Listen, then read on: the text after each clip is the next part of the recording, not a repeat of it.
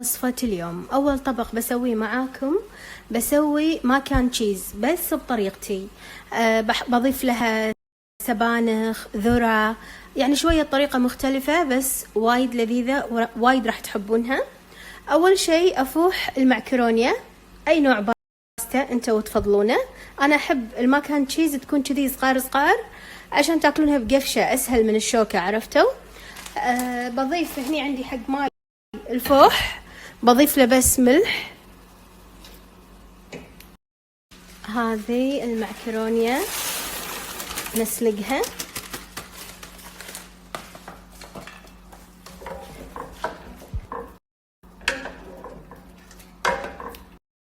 أبدأ الحين أسوي صلصة الأجبان اللي هي أساس الماكان تشيز. هني عندي زبدة، حطيت الزبدة وأحط قفشة طحين وأحمس الطحين مع الزبدة، بعدين أضيف له حليب سائل. الطحين عندي خلاص انحمس، ما أبي لونه يتغير بس كذي تطلع ريحته. أوكي، أضيف له الحليب السائل. بسم الله الرحمن الرحيم. طبعا لازم أحرك وأنا أضيف الحليب.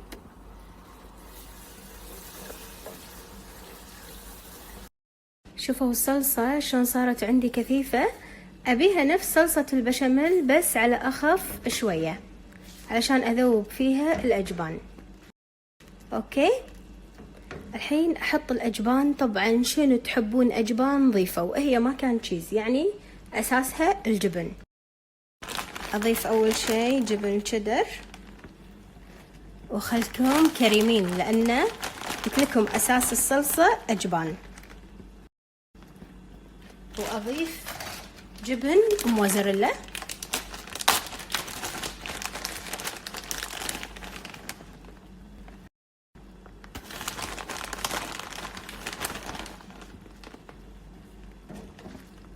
وأذوب الأجبان بالصوص اللي سويته. شوفوا جمال الصلصة، تشوفون ذابت عندي الأجبان.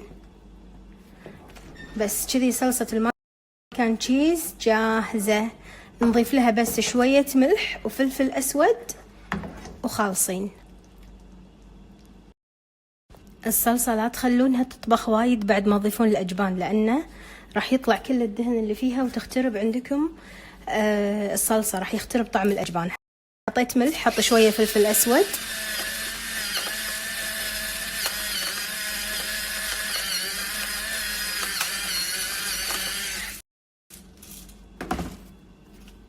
وخلصنا. أحلى صلصة أجبان تجربونها كذي خالصين. الحين بس أسوي بس الخطوة الأخيرة، بحمس السبانخ عشان نخلط كل شيء على بعض.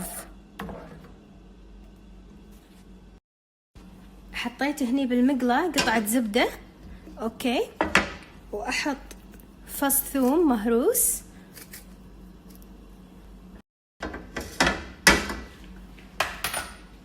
بحمس الثوم بالزبدة بس تطلع ريحته.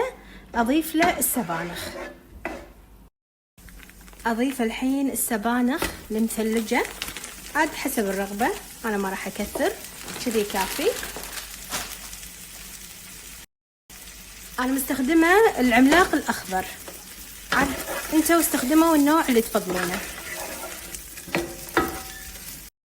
طبعا بنات موضوع السبانخ هذا اختياري، يعني إذا ما تحبين سبانخ لا تضيفين عادي. الوصفة الأساسية بس أجبان ومعكرونية ما فيها سبانخ، بس أنا اليوم قلت يعني بغير تغيير وحلو طعم السبانخ، أحبه أنا.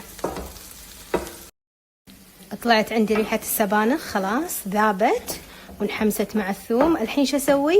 أضيف المعكرونية اللي فحتها.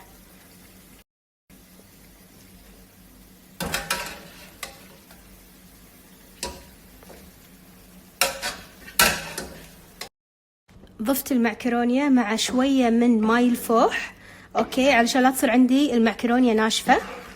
والحين أضيف صلصة الأجبان اللي سويتها،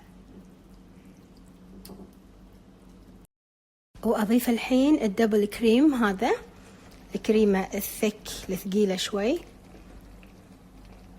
اوكي، ونخلط، وكذي تعتبر الباستا جاهزة. تقدرون تحطون على الوجه بقسماط وتدخلونها الفرن شوية. أنا ما راح أحط بقسماط. الحين أقول لكم شنو بضيف. وحبايبي اللي دايما يقولوا لي شلون تسوين هالأكل هذا اللي كله دسم وما تمتنين، أول شيء لا تاكلون المعون كله، اكلوا شوية، اكلوا عن خاطركم. واللي يدورون وصفات هيلثي، أنا ما أسوي وصفات هيلثي، نظام حياتنا كذي بنات، عيوش، معكرونيا، هالأمور.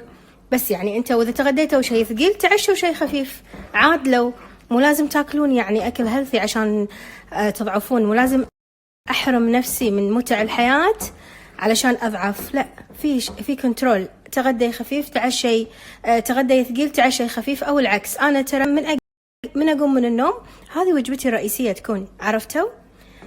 يعني تكون وجبة واحدة باليوم بس.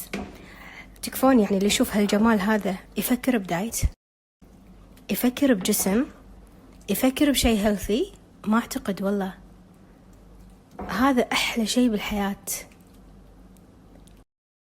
الحين بضيف ذرة. الذرة اختيارية بعد، السبانخ اختياري، الذرة اختيارية حسب ذوقكم. أنا أحب الذرة بالأكل فبضيفها. بنات جربوا النوع من الذرة، راح تكرهون كل الأنواع أنا متأكدة، ولا دعاية ولا شيء، ترى موجود بالجمعيات بكل مكان. بس صج يعني كنا تاكلين ذرة فريش مو مثلجة. نضيف الحين شوية.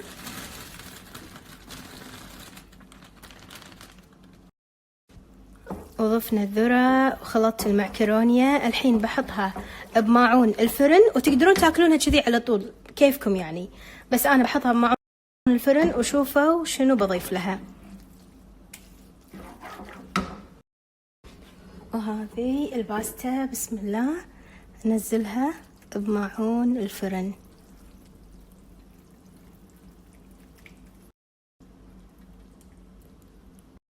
طبعا ميانين الأجبان يقدرون يضيفون بعد أجبان على الوجه، بس أنا ما راح أضيف. طبعا اللي ضفته بالخلطة كافي. بضيف شيبس. أوكي، هذا نايس. أكسره بدال البقسماط. هم يضيفون أساسا بقسماط، بس هذا ألذ وأحلى من البقسماط، فماني ضايفة بقسماط. بضيف شيبس أكسره وأضيفه على الوجه. أنثر الحين البطاط على الوجه الشيبس.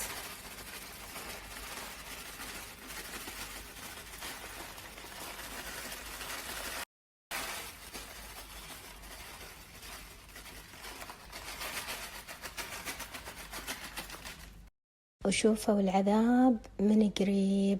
شوفوا، طبعا الفكرة من البطاط انه يعطيني كذي شيء كريسبي، ويعني لما تاكلون تحسون بشيء كريسبي، وبنفس الوقت يعطيني طعم لذيذ. الحين ادخلها الفرن، اشب الفرن من فوق بس مجرد انه ياخذ تحميرة خفيفة، وبألف عافية. وهذا شكل الماكن تشيز النهائي بعد ما طلعتها من الفرن. وبس، وعلينا وعلى عيونكم بألف عافية. جربوها بطريقة مختلفة، أنا متأكدة راح تعجبكم.